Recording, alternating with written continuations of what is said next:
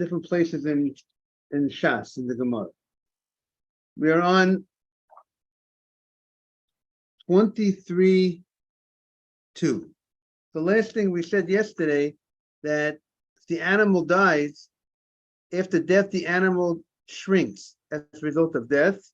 How much does it have to shrink? Where are those 3 inches to less? Oh, right. It has to, right. If you made. Just to shrink, it's not more than that. Right. It's a very insignificant amount. Because if you place the animal exactly a little higher, the animal with a little higher than 7 tfachim. The height of the animal is higher than 7 tfachim. 7 tfachim plus an inch, a little over 7 tfachim, because we said the height of a sukkah has a real height of 10 tfachim. So let's say 10 tfachim. We'll take the stricter view as 40 inches. So if you got, and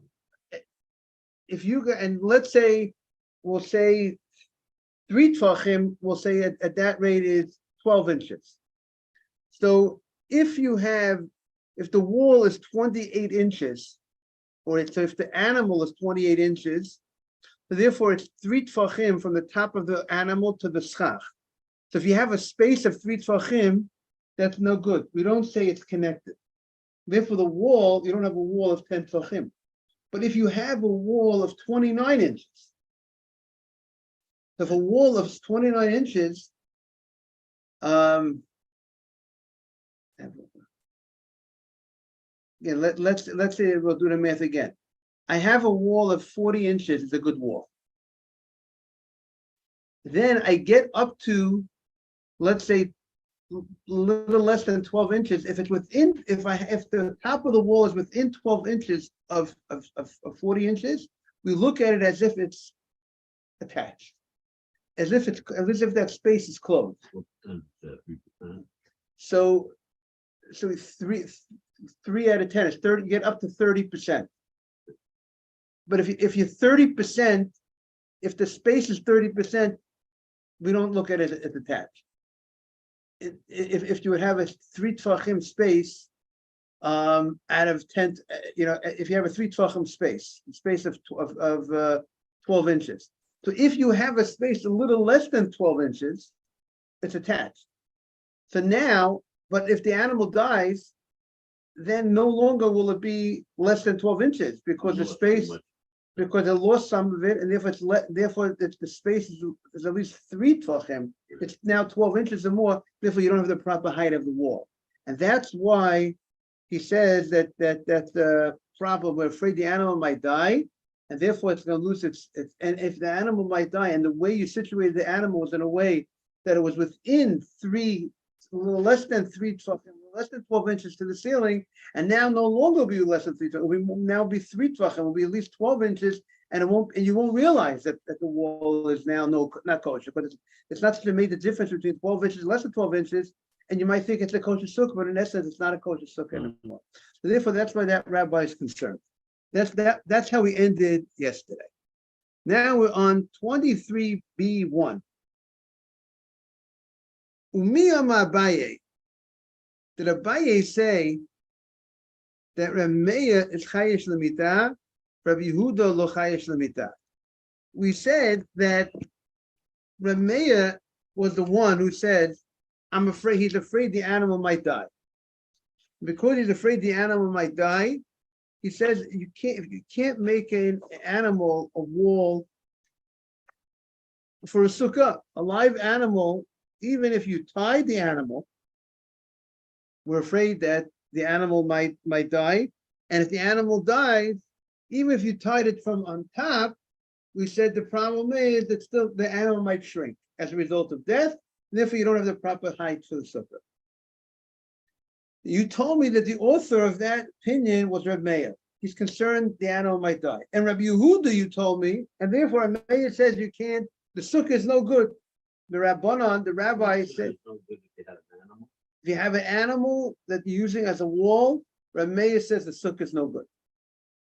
Meaning you have 3 walls, you need 3 walls for a sukkah. If one of the walls is an animal, Reb Meir says it's not a good, because it may die. Because it might die. He's concerned that the animal might die. The other opinion says he's not concerned the animal might die.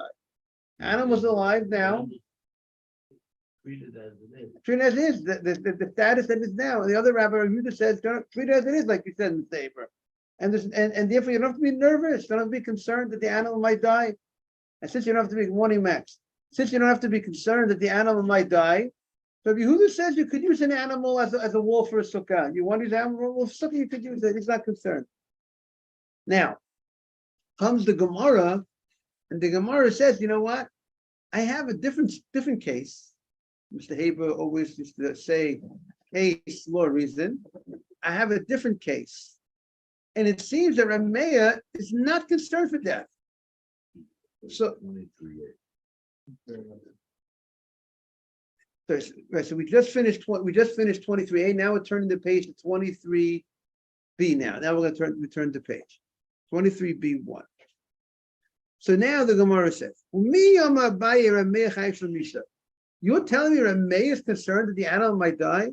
Rabbi Yehuda is not concerned? Well, it's not. We have a Mishnah.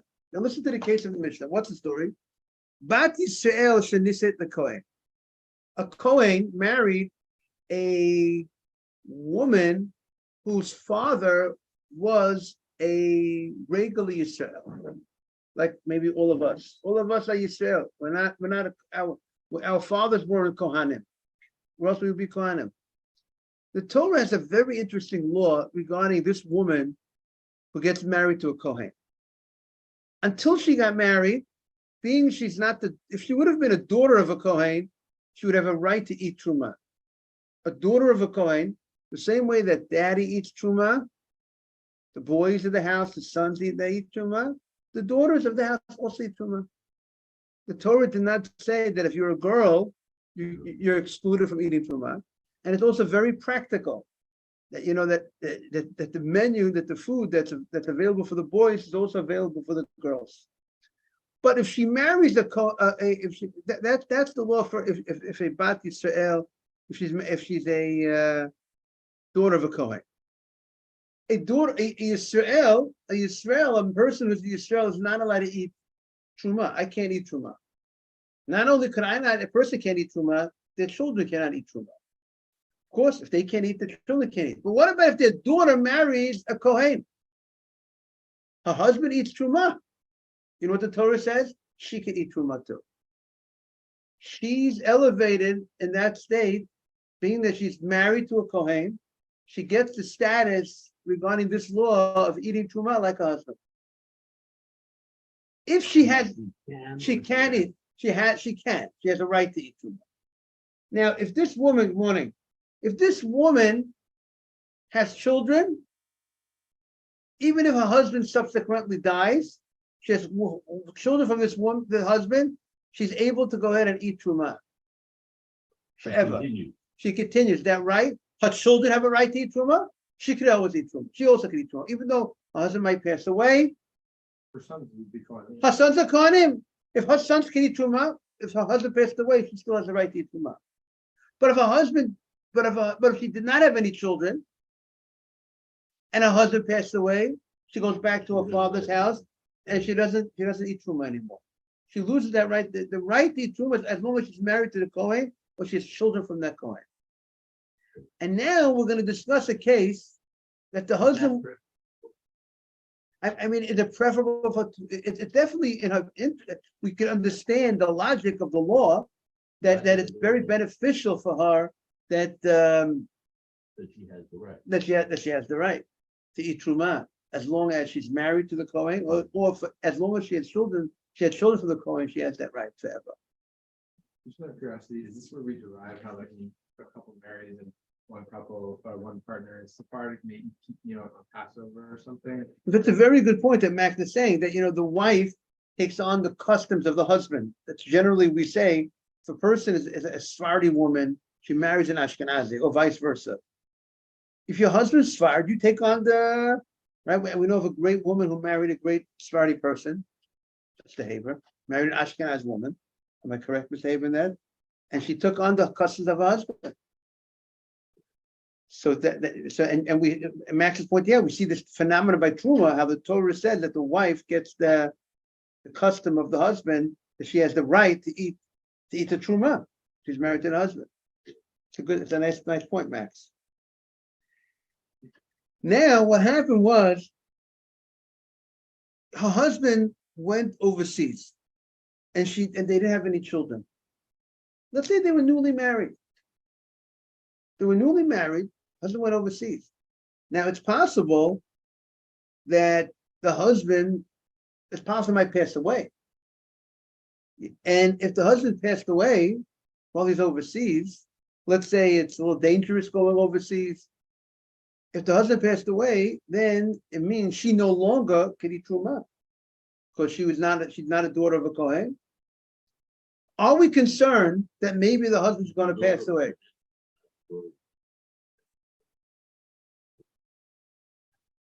But she's not a daughter of a Kohen because she's a daughter. Her father was a Yisrael, but she gained the right to eat truma because she's married to a what? To a Kohen. But now the Kohen is overseas. They don't know if he's still alive.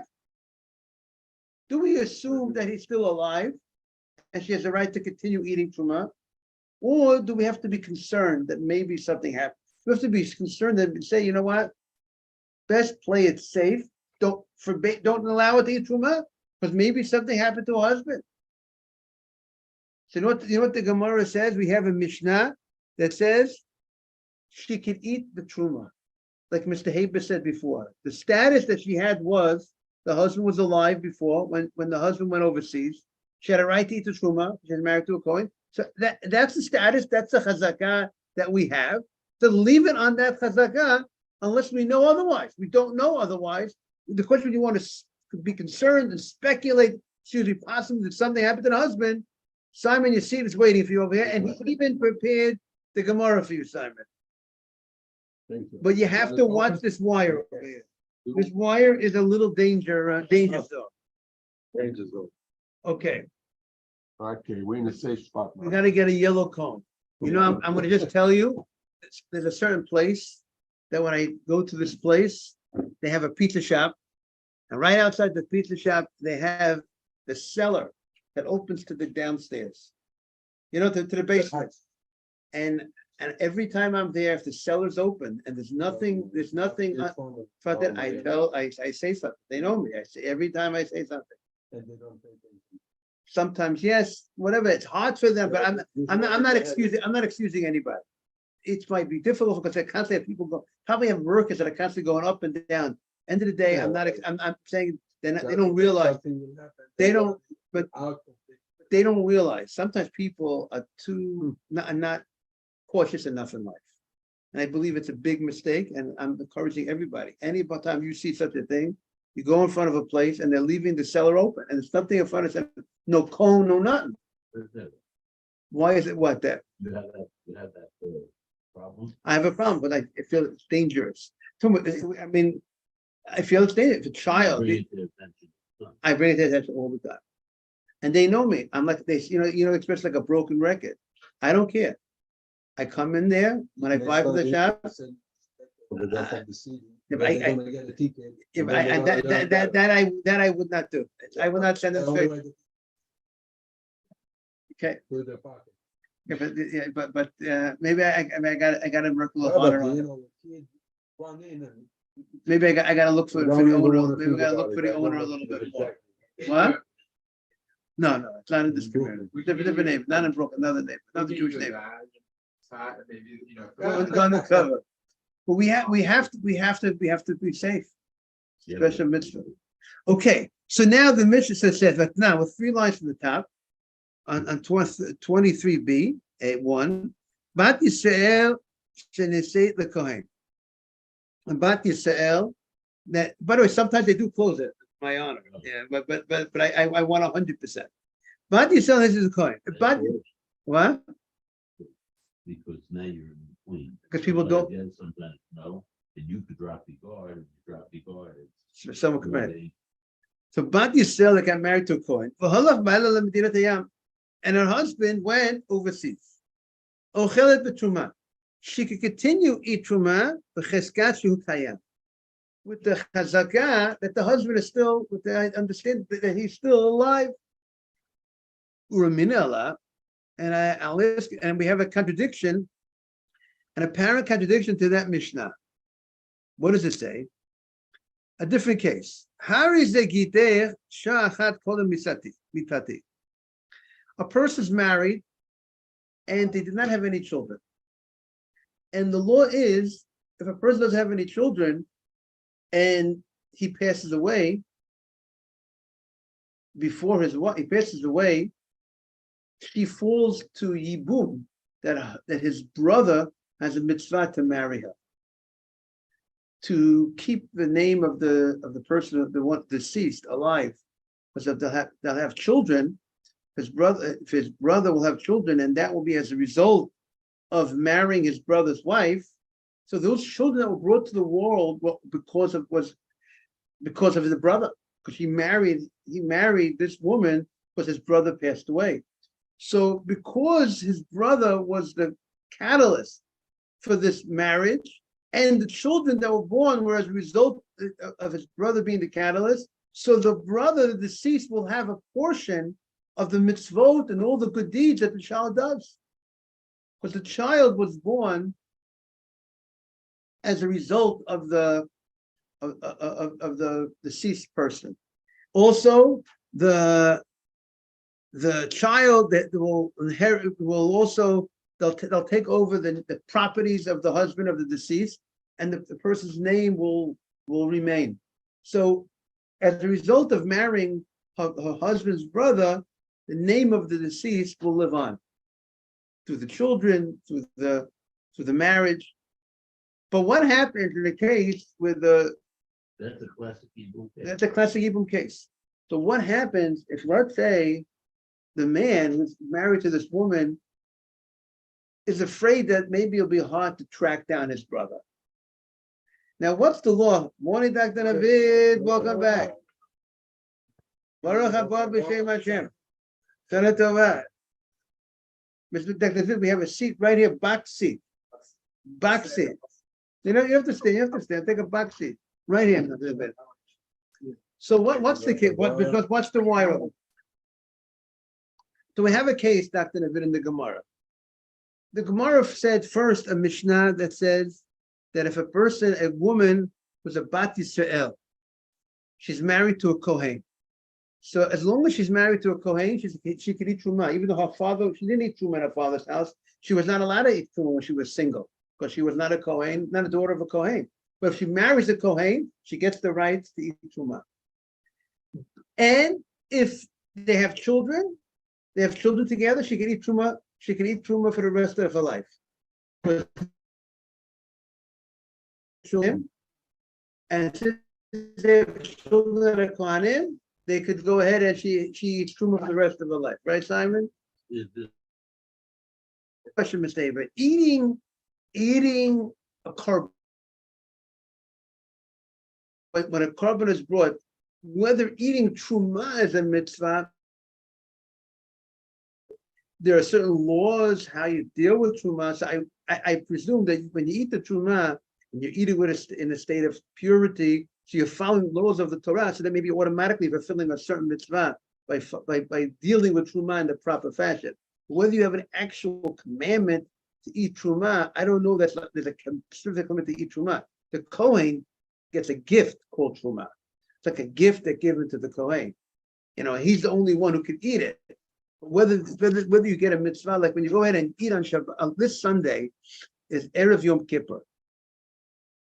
There's a special mitzvah to eat this Sunday. The Suda HaMafseket, before the world, even not the Suda HaMafseket, any meal, any food that you eat or drink on Sunday is a mitzvah. Why? Because the Torah wants you, because Hashem wants you to fast. One reason that you should fast well. It shouldn't be so difficult to fast.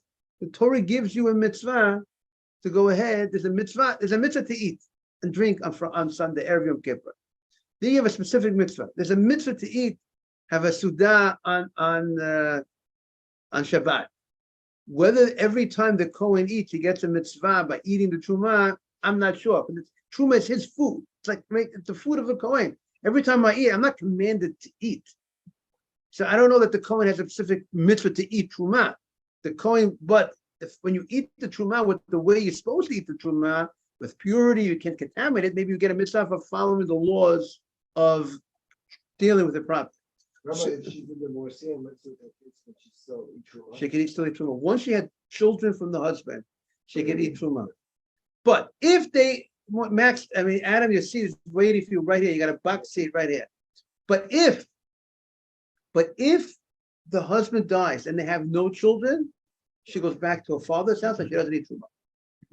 So now the husband went overseas, and we don't know if the husband passed away or not. Could she continue eating? She's an Israelite. She's not the daughter of a Kohen. Husband's overseas. She could still eat truma. She doesn't have to be concerned that maybe her husband passed away. Because if her husband passed away when he's overseas, she cannot eat truma. So this opinion of the Mishnah, this Mishnah says she can continue to eat truma. Is she obligated? So again, it's to say she has a right to. You know what we're going to say? The truma is free food. It's free food. By the way, truma is not so expensive because it's a limited audience to eat truma. It's only a Kohen and his family. Only Kohanim can eat truma. So you don't have a lot of customers. What is it? Is that an animal that we sell? So the truma we're talking about is more, it's grain, wine, flour. You know, you give from your wheat, from your barley. You know, mainly. I mean, on a Torah level, you know, definitely it's your wheat that you would have to give truma from, your wine, your olives. These are some of the things that, let's say, you would have. I mean, it's real food. It's real food, Mr. David. It's real food, but the food is not open to everybody. There's only a limited amount of people that can eat the food. Therefore, the value is less. When you have less customers, when you have a limited market of people who can eat it, happens to be that the value of truma is less than the value of regular food. Because regular food, you have a lot of customers for. But truma is only a limited amount of customers. Rabbi, what about korbanot that the Kohen can eat? So Does that hold the same? So korban shlamim, kachim kalim. So you're right. Light kachim, the wife would have a right to eat.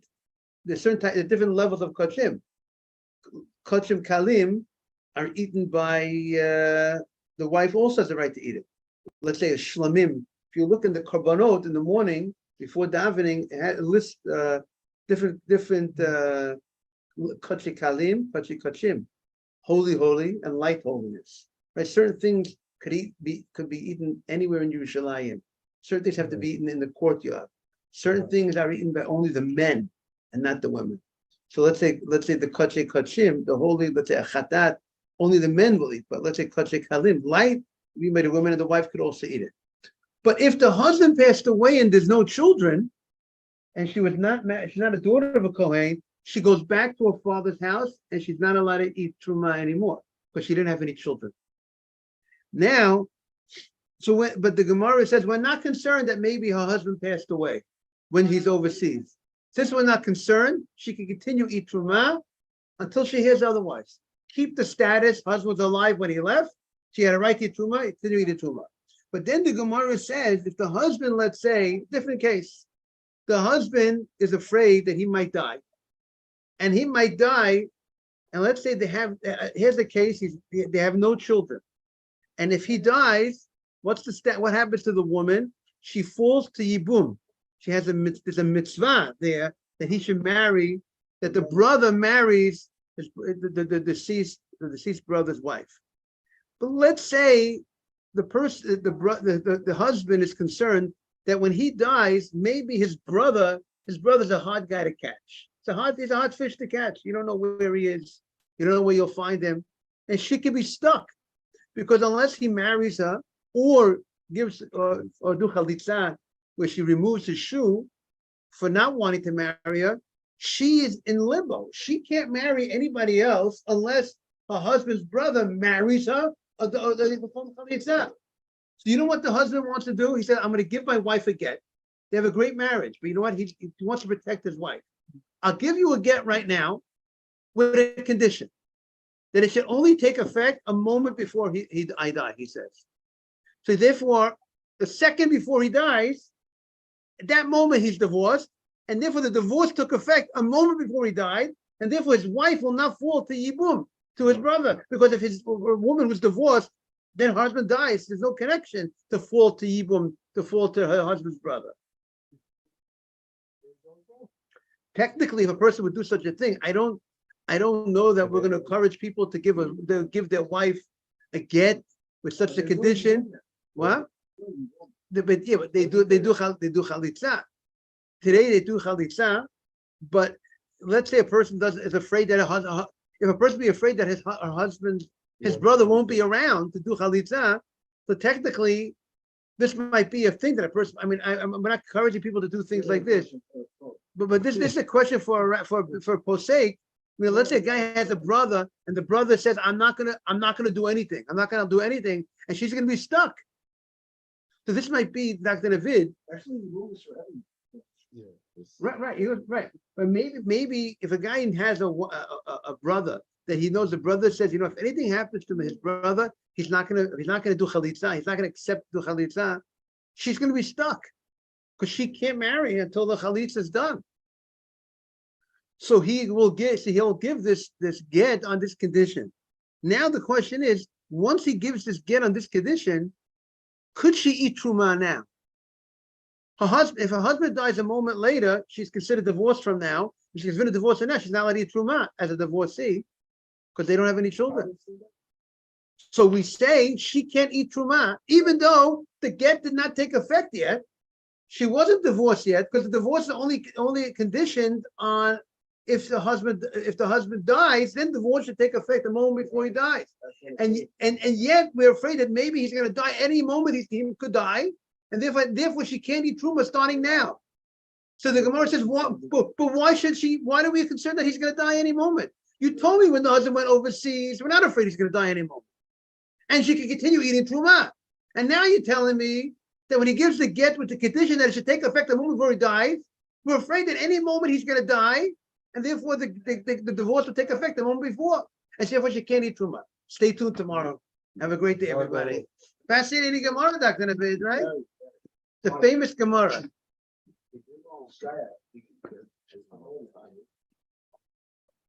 Sold it today? I think there was.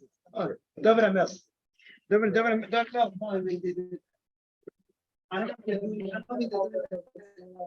Who they are. I think there's all situations. There's a lot of widows. About yourself, but there were a lot of women who stuck after the big wars. Yeah. Such a thing. If things not able to be found. There were a lot of missing guys, right? A lot of missing soldiers, and so there was a lot of women who had even though my husband. So maybe they made a condition that gets it, they give the condition that he's not found, but it doesn't come back for a certain thing. Yeah. That's what's found.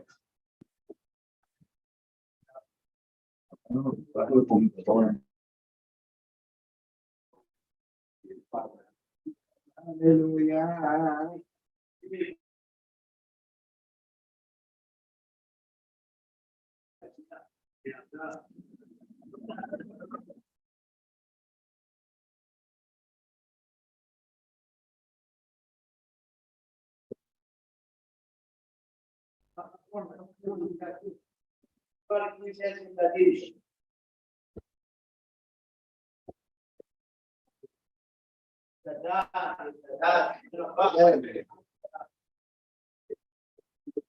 Amen.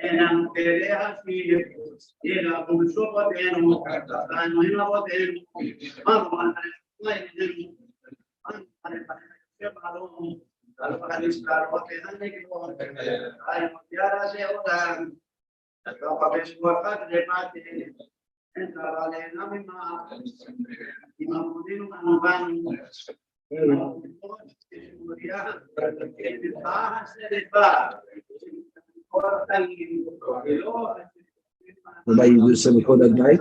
I'm doing slichot at the NYU right now. Going over to the boys.